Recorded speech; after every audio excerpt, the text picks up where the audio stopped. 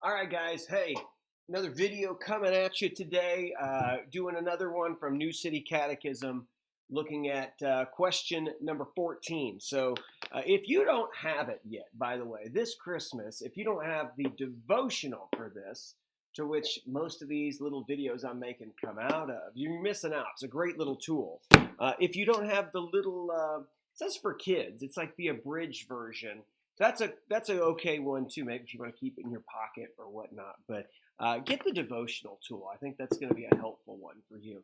All right, here we go. We're going to get into the next question because if you've followed along so far, the previous video, the previous question was really about who we are and can we really keep the law. So then the question is, did God make us that way? Did He make us that way? And so here's the question as we see it coming.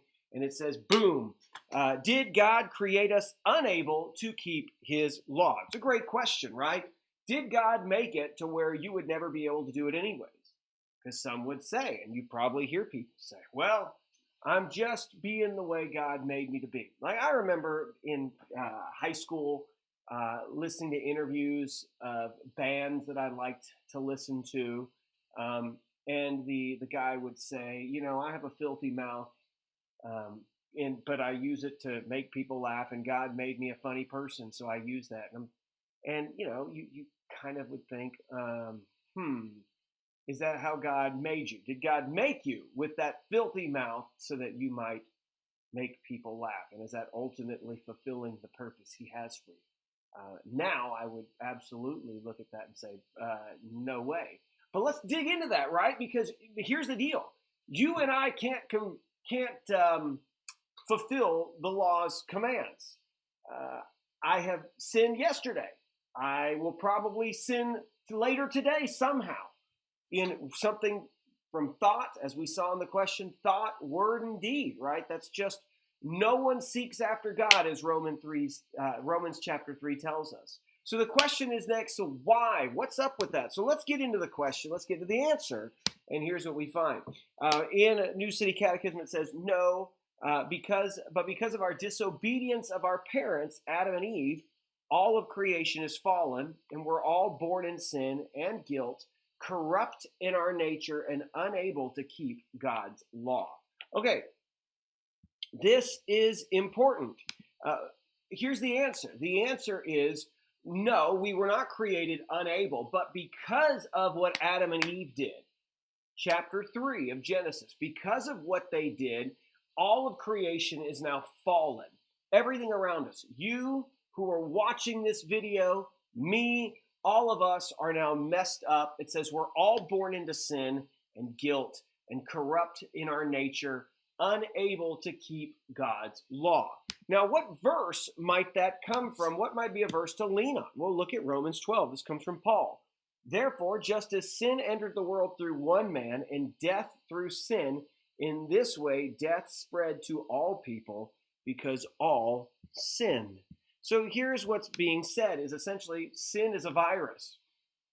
At the fall, when Adam and Eve sinned, once they chose to make that decision. See, when God made them, originally they were made, and it was said it was very good. Creation was very good. They had capacity to choose, though. They had a choice to serve God and to obey Him. But God gave them one rule, right? Don't eat from the knowledge of tree of good and evil. Now, what Satan did was tempt them to say that God is holding you back, that you're not experiencing all that you could because, you're not like Him yet. When you're really like Him, when you grab a hold of that fruit, you'll truly be able to experience everything because you'll be just like God. And that's why God doesn't want you to have those things. That's kind of what the temptation was. So when they take that fruit, their eyes are open, but the text tells us in Romans, it's like a virus has been injected into the system now. You think about this, like, okay, everybody's freaking out and has been freaking out for months, and lockdowns happening over a virus, right? It started in one place, and then we've watched as it's hopped, and countries that didn't have it before now have it, and so places are locked down, and then it seems like it's calm, and then boom, here places are saying, let's lock back down, and all of that stuff, right? You think about what one little thing does, how much that can spread That's why they're doing all these things. It's everyone's freaked out about the fact that things can spread. Now, look, I'm not making correlation, because today it's political to talk about coronavirus. You can't make any statement. I'm not meaning to be political. I'm just saying in terms of viruses. I remember watching the old movie Outbreak, right? Was that, who was it? The Dustin Hoffman Outbreak. I think it was about the Ebola virus, just how quickly that all spreads. Just think about a virus and recognize sin is much like a virus. And once it's injected into the system, it just spreads. Now, what that shows us is our human condition now, because of that, we are fallen. Sin has affected you and I. And what the text actually tells us is that now we're born into sin. Adam and Eve, when they sinned, we are now find ourselves condemned because of the actions of Adam, is what we're told. But that sin has now corrupted everything. Now our choice and our desires are for something other. One of the illustrations that was used in the book was, imagine putting a choice before a lion of red meat and a plate of green beans. Now the lion has the choice, right? But what, because in his nature, is he really going to choose? He can choose the red meat every time because he has no desire for the other. And that's essentially what has happened. We have the capacity for choice, but our system, our nature is now so messed up because of sin. It's turned us towards sin. Now Christ will pull us and give us a new heart, as the prophets foretold, talking about the new covenant where God would place it in our hearts to want to follow him. That comes because of the work of Jesus. When Jesus comes, he fulfills the law perfectly, lays his life down at the cross. He then covers over the sins of those who trust in him.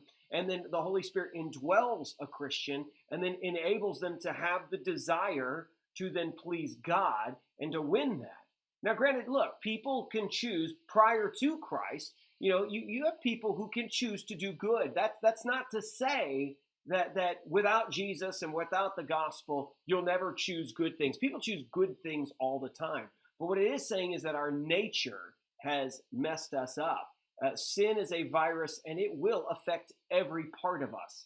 The gospel is that virus, while it lives inside of us, we also have the Holy Spirit who lives inside of us because we have accepted the work of Jesus Christ on the cross. So that's that part to remember and think about, that we are living in a world that has been contaminated by sin, and it started with one little thing, one little action.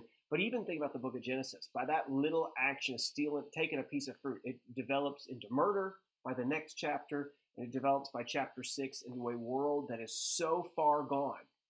Sin is so rampant that God says, I kind of flood this place and start over. All right, there you go. Think about that. Talk to you later. Thanks for watching another one. Make sure you hit that bell and subscribe button so you don't miss out on more videos of me sitting in a chair in front of my bookshelf. And notice I try to add little things in, and you've seen I have Old Testament, Star Wars, Christmas, and Hanukkah. And by the way, Hanukkah's coming up soon. Have you celebrated it yet? Have you even thought about it? That's another video. But look at Daniel chapter 8. Look at Daniel chapter 11. Look at John chapter 10. Jesus celebrating. That's a whole lot. Anyways, think about it. Talk to you later. Bye-bye. Take care.